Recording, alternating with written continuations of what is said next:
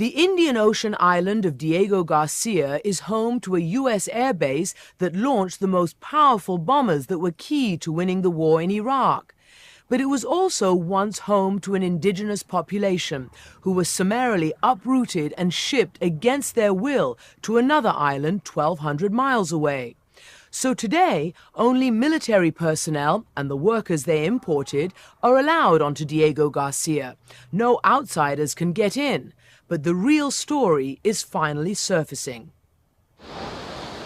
On a string of beautiful coral islands in the middle of the Indian Ocean, America has built one of its most important strategic bases, Diego Garcia.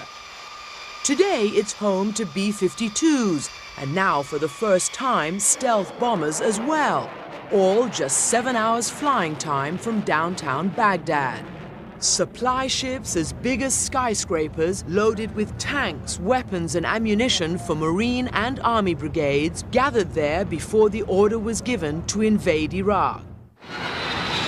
Back in the 70s, when Diego Garcia became central to American military operations, James Schlesinger, who's now in the private sector, was Secretary of Defense. It is critical to American security and has steadily grown more critical. Indeed, it is one of the wisest investment of government funds that we have seen over the last 3 or 4 decades. And few would disagree. 4 decades ago, when the United States and the Soviet Union were racing to get footholds in this region, the U.S. discovered Diego Garcia, a coral island in the middle of the Indian Ocean. The Americans had asked the British, their longtime allies who still had colonies in the region, to find them an uninhabited island for their base. It's always preferable not to have inhabitants around. It reduces any risk of intelligence operations against the base and the possibility of sabotage. But there was just one problem. There were inhabitants on Diego Garcia, and they had been living there for more than 200 years. The children here do not have all the toys that town children play with. This old British newsreel shows a thriving community of about 2,000 people who worked on the island's coconut plantation. But the British didn't see that as a problem. To make way for the US base, they simply moved all the inhabitants 1,200 miles away to other tropical islands, Mauritius and the Seychelles. Back then, when the island was a British colony, Marcel Moulinet managed the coconut plantation. It was he who was ordered to ship the people out. In order to have their base, what did the Americans want you to do with the island? Total evacuation. They wanted no indigenous people there.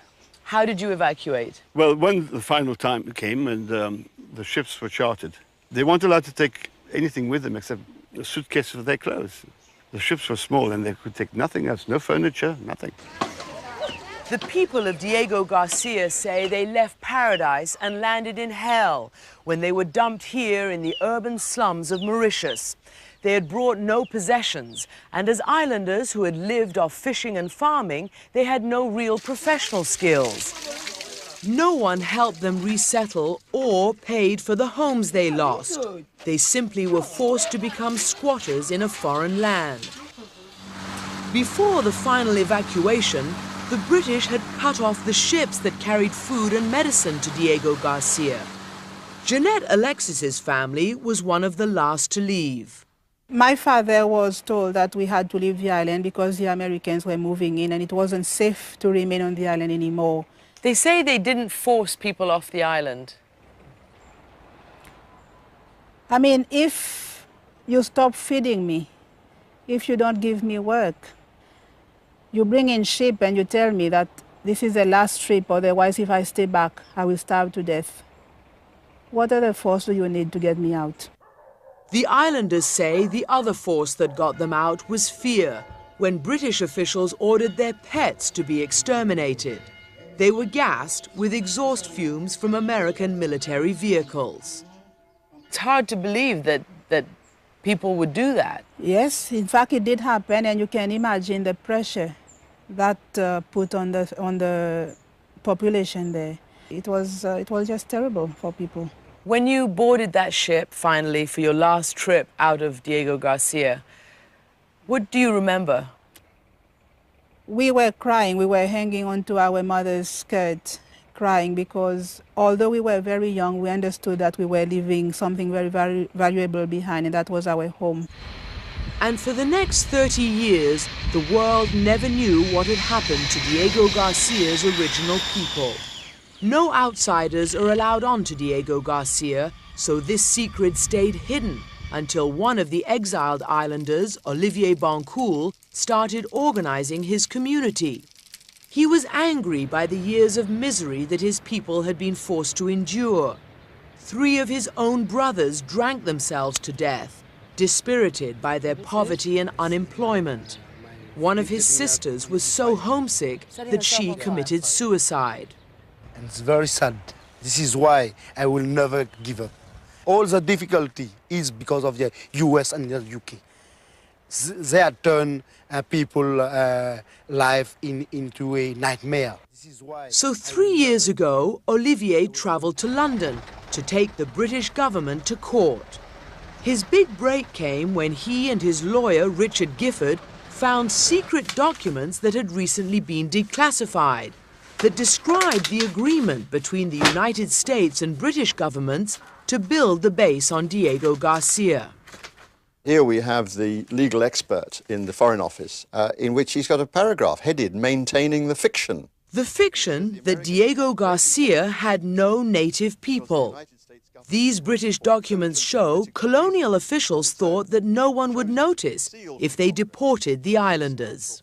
Were you surprised when you started digging at the memos you found between the Americans and the British? I find it rather shameful, yes. Here we have a rather interesting little memorandum of the British government. There will be no indigenous population except seagulls. Another British document confirms that evicting the people and leaving the island to the seagulls was done at the request of the United States.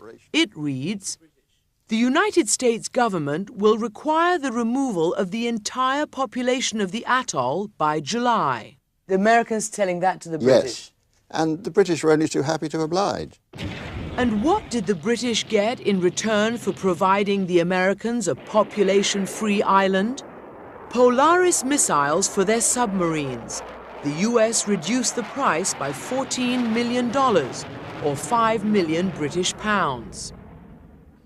Well, you have to understand that the stiff upper lips hardly quivered at the idea of moving the population. Didn't care. So £5 million was a massive incentive compared with a very modest conscience problem. Uncovering this paper trail brought Gifford and Bancoul a stunning victory. Britain's highest court ruled that deporting Diego Garcia's native population was illegal. But the euphoria didn't last long because the court didn't propose a remedy, neither money nor what the people wanted most, to return home and the right to earn a living on the base.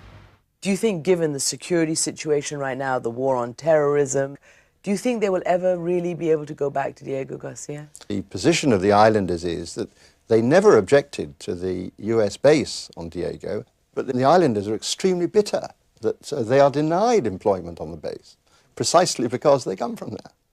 Especially since the base employs several thousand civilian workers from other countries like the Philippines. Benoit Emilien used to recruit those civilian employees. That's me again with the commanding officer. Your job was to find workers to work on that top secret American base. Were native Diego Garcians ever allowed to go back and work there? Definitely no. Why not? I was given instruction to be careful. They don't want any kind of claim or demonstration. And when Benoit tried to talk to his American friends on the base about Diego Garcia's original inhabitants, he found the subject was taboo. It's like this, they stay away, like... they don't want to know? No, they don't want to know. And they don't want visitors. When the islanders asked to visit their family graves, they were told in this letter from the British government that the US had to grant permission. It reads, "We have consulted the US authorities who have confirmed that they cannot agree to it at the present time." So last August, the islanders appealed directly to President Bush. But the Bush administration said it was Britain's call. This letter reads, "Because of the vital role the facility plays in the global war on terrorism, British authorities have denied permission to visit Diego Garcia. We concur and support the decision." Kassim Utim, the former president of Mauritius, had written the letter to President Bush on behalf of the islanders. So both sides are essentially passing the buck. That's what they're doing.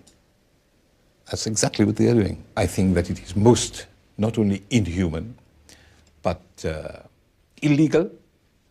They should never have been expelled from their land. We tried repeatedly to interview anyone from the British and American governments about this affair, but no one from the British Foreign Office, the US State Department, or the Pentagon would even talk to us. But Dan Urish did talk to us. Back then, he was the American commander on Diego Garcia. In retrospect, do you think that they were treated fairly, these people? You know, I have a great sympathy for them. I think the British are the ones that are probably legally responsible for it. Morally, the U.S. certainly has an interest in seeing that things are made right for the islanders. And until that happens, Olivier Bancoul, Jeanette Alexis, and the rest of the islanders say they'll never give up. Now they are suing both the United States and British governments for compensation and the right to return. It's an important base, I agree. But at the same time, they should have realized that people are also important. Do you think you have any chance taking on America, taking on Britain? The Americans and the British always talk about the champions of human rights. There we are. What they did to us, they should rectify it. They should look after us. You know, they should do what they preach.